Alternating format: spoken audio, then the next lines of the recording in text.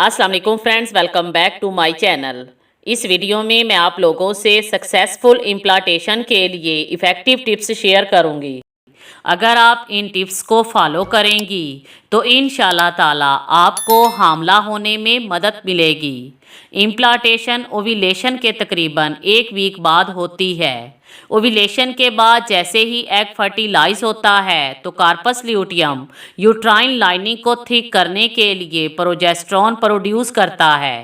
Implantation उस वक्त होती है जब एम्ब्रियो यूट्रस की लाइनिंग में दाखिल होकर यूट्रस की दीवार के साथ अटैच हो जाता है। एस्ट्रोजन यूट्राइन लाइनिंग को थिक कर देता है ताकि एम्ब्रियो यूट्रस की दीवार के साथ चिपक जाए।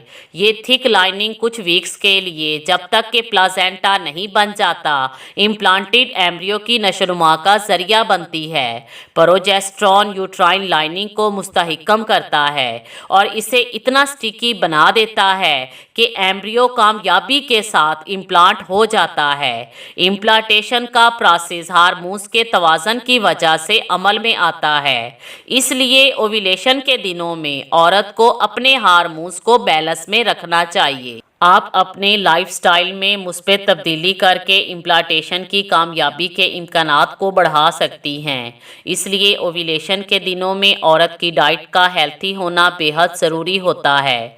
इन दिनों में ताज़ा फलों और सब्ज़ पत्तों वाली सब्जियों का ज़्यादा इस्तेमाल करें और फोलिक एसिड भी ज़रूर इस्तेमाल करें। फास्ट फूड्स, तले हुए और ज़्यादा मिसालेदार खानों से अवॉइड करें।